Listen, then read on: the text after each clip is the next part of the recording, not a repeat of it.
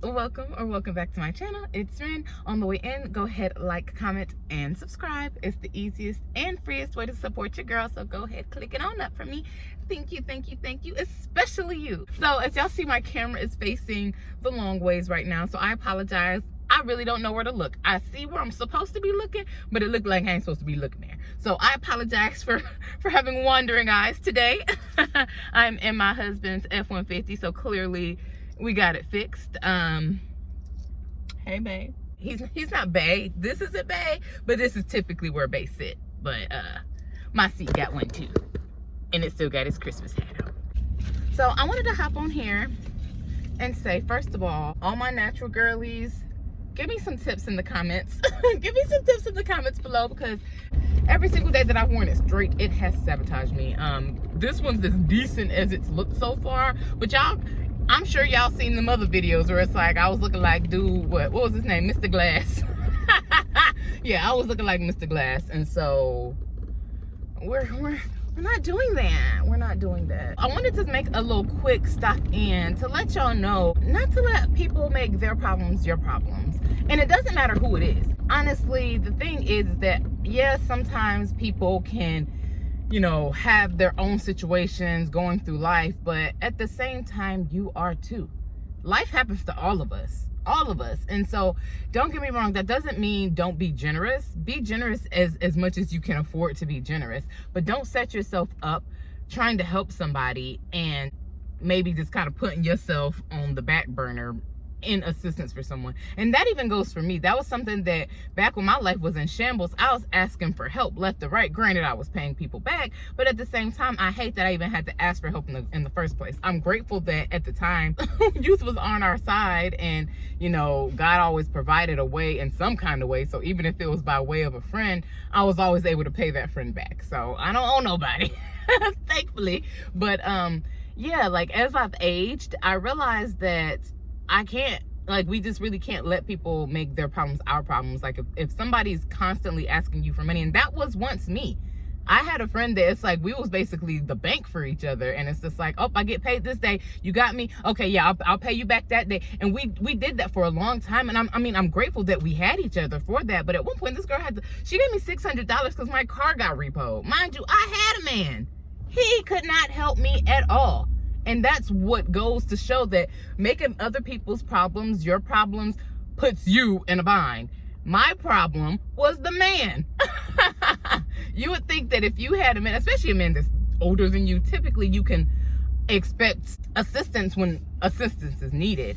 And so it's like, I'm in a relationship, the same long-term relationship I've been talking about, the one where I was in the bando and all of this stuff. Like, I had all these experiences that even though I needed help, I should have been able to rely on him because that was my man at the time. And so I learned, unfortunately, that me even bringing him into my world made his problems my problems. And then those problems ruined my life. They ruined my credit. They literally it just took me out. And I'm not even gonna say like took me out, but it's like I put myself in such a bind chasing love just to, I mean, looking back at it, I don't even feel like it was just to say like I had somebody. Like, I don't know what it was or how we bonded. Obviously it was out of some sort of trauma or something that needed healed, because I was an energetic match for him, just like he was for me. To me, it doesn't make any sense, but clearly that's the reality of things. So we have to be accountable for the decisions and the places and the spaces that we put ourselves in. Just got to be real. Just got to be honest. So, and I'm thankful for all the friends. I mean, I've only had like a handful, but I'm thankful for the friends who did allow me to make my problems their problems. But I feel, not that I feel guilt about it now, but it's just like there was shame and all these things that were involved because I had to rely on these people. Meanwhile, I'm laying next to this man. And this went on for years. Like, I remember I had a friend, one of my guy friends, and it was like some car stuff going on. And I had to go to this guy friend, and he was just like, where your man at? And it's like, I felt so stupid because he's right. Where is my man at? Somewhere being useless.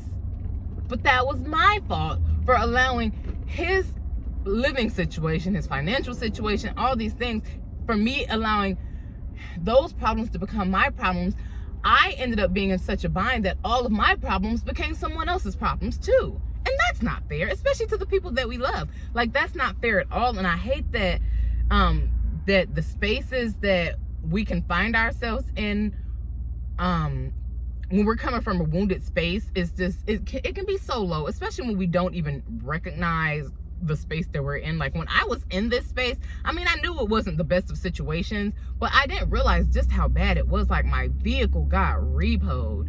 I was hiding out my vehicle for months. Like, I literally, like, it got so bad that I ended up having to skip town, not because of the vehicle, but it was just like, I was about to get evicted anyway.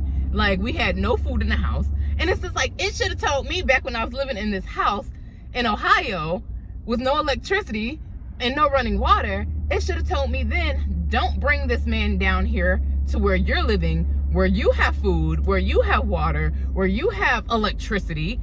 And it's like, me being stupid, I'm not gonna say I was being stupid, me being in the space that I was in at the time, oh, I love him, oh, I got it together, he can come down here.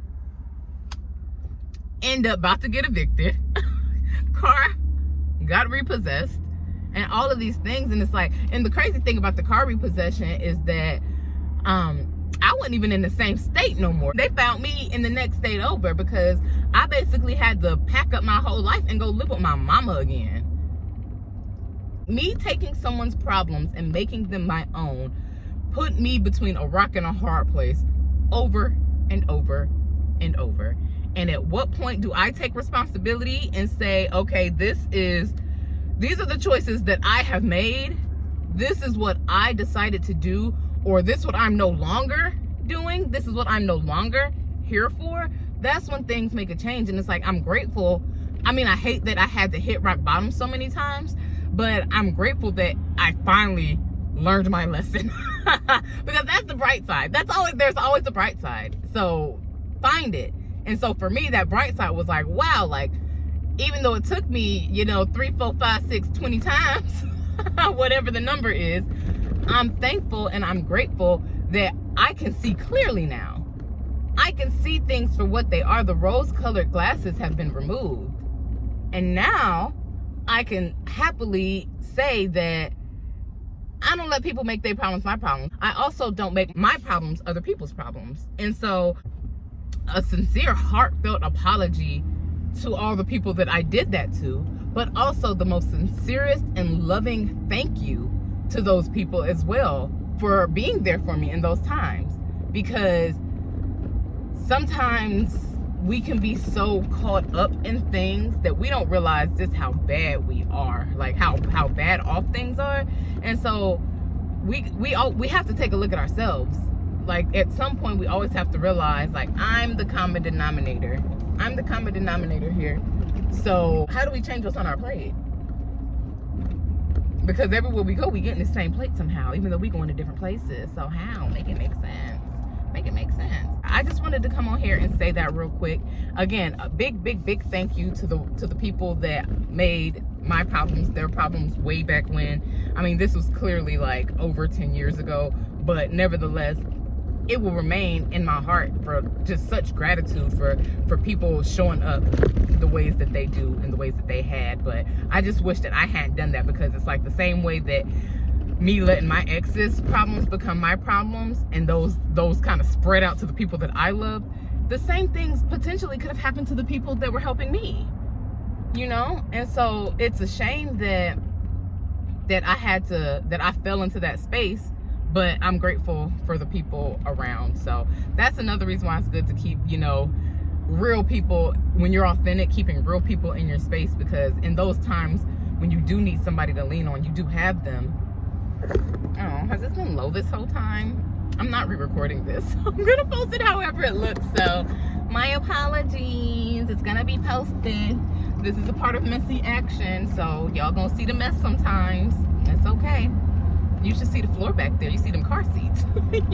you should see the floor. But yeah, no, I'm thankful and I'm grateful. So thank you to all the people who have been supporting me for my poor decisions. And thank you, I love you, I appreciate you. But even if y'all had said no, I still would have loved you and respected you, because my problems aren't your problems. So I thank you for extending yourselves to me and being generous with me. But I understand if a no was a no, I mean, what do you do besides respect it? You know what I mean? Like, I'm not the type to be falling out with people, like, at all. So it's like, either you're my friend or you 100% don't exist. There's not really many middle ground type of people. So I'm grateful, I'm thankful. But yeah, we can't let people make their problems our problem. And even if it's not financial, because for me it was a bunch of financial problems. A lot of times people also would like to use that in ways of trauma dumping on you. And so if you are bonding with somebody, or you're only friends with somebody because all y'all can do is talk about how much men suck, or how he did this, he did that, and we just going back and forth sharing the tea and bonding over the pain. I mean, yeah, it probably feels good in the moment, but is this friendship truly built on love and on, you know, the compatibility of you guys? Or is it just built because y'all both got somebody to talk about that is doing y'all wrong? I mean, that's why I don't have many friends. Well, I'm not gonna say that's why I don't have many friends. I don't have many friends because I just generally don't deal with humans. But yeah, I just think it's important to keep your circles close and tight, because, you know, when life gets going and you really need somebody, those true friends will be there for you, even if it is just the ear. Like, one thing, I've actually made it a point to not talk about my relationship with my friends. And it's not because I'm trying to hide things from them or keep them out the loop, but my trauma isn't yours. My trauma isn't your burden to hold. You know what I mean? So I'm grateful that now I don't have a relationship that, you know, I have to talk about, because it was easy back then, because it's like there was so much to share. But now it's just like, it's a good, healthy relationship, so I don't have all the drama and tea to spill anyway. But even if I did, I mean, I would spare the people that I love, because it's just like, people got enough going on to be worried about how you doing when you're just making a poor decision over and over and over. I understand to be supportive as a friend, but at what point do you take accountability and say, I can't keep doing my friend like this, because every time I call, she's there for me, and then every time I go right on back to him. How do you think that makes her feel? Like, how do you think that comes into her psyche when she done stayed up and cried with you all night, and she done offered you advice, or she done came and picked you up and, you know, bought you candies or bought you lunch, whatever she did, and she's extended herself to you, all for you to just go back and say, oh, but I love him. And I mean, I get it. It's hard to leave relationships alone. I was there myself. It's hard. It can be hard. Yeah, if you find yourself between a rock and a hard place every single day, maybe this person just isn't for you. And sometimes that's a hard pill to swallow, but it's best we swallow it, because otherwise we're just going to keep ruining our lives. We're going to keep falling on hard times, real hard times, like really, really hard times. And for what? What are we even really gaining besides hurts and pains from sticking in a situation that don't do you no good? And for me, this was nearly a 10-year relationship, an engagement and all. It was just like, why would I even say it? Why would I say yes if every time we get together, we're nearly homeless? Especially if you leave, because we had broke up a few times, and so they went back to the state that they were in, and every time I was alone and in my solitude, I cried. Every single time I was able to pick up the pieces that was just left torn and shattered all over the place, every single time I would pick myself back up, I would repair my credit, I would get to the point where I always at least had 4 digits in my account, and I mean like over $1,000, which for me, I used to be the overdraft queen based off of how I was living.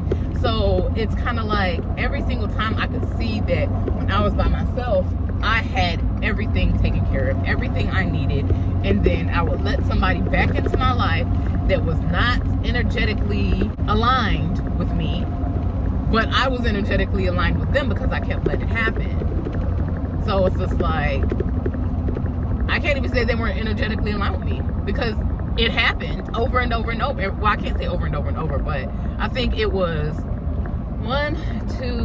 two times, I think, but we have broke up and separated living arrangements. But that's another thing. Don't be living with these men.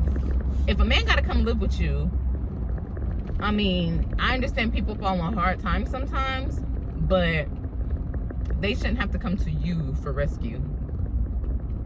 Let's not rescue men. Let's not rescue anybody, but especially not the people. Like, if you're already in a committed relationship, like you're already married and life happens, yes, I fully expect you to support your mans. I fully expect you to pull up them bootstraps and do what you got to do, and keep the team together. Because I highly, if you do it with you in mind, I highly doubt that you're with a man that you can't trust to also do his part. You know what I mean? So I don't think that a man, I think a healthy masculine man is gonna be like, okay, yeah, life just happened, but okay, I'm gonna go do this. I'm gonna go work here. It's gonna be temporary, but I'm gonna do this so that in the meantime we still got this coming, we got that coming. Da da da da da. They gonna have a plan. They're gonna have a plan. They're not gonna expect you to be the plan or you to make the plan. They just expect you to help move. Or I would assume that the expectation to move the plan along is where you can come into play. Yeah, let's not set ourselves up and be in lack because we can't tell somebody no. No is a full sentence, and you don't owe anybody any explanations. Depending on who they are in your relationship, I mean, you can offer an explanation because obviously that may help the conversation, but you don't owe it to nobody. You really don't. I just want us all to be great, and I'm just happy and grateful that you guys are on this journey with me. So thank you. I know my camera keep moving. I'm not usually in this car, and so this what is this thing called? This mount keeps moving, so my apologies on that. But yeah, messy action, whatever. So oh yeah, if you so happen to forget to like, comment, and subscribe on the way in, go ahead, do it now. I appreciate that. Like, I'll wait. Thank you. That's the easiest and the freest way to support your girl. If you made it to the end, leave me some bubbles, leave me some balloons, leave me both, whatever your phone got, leave them in the comments for me. I appreciate your time. Give me your hand, child. Give me your hand, girl. And let's go.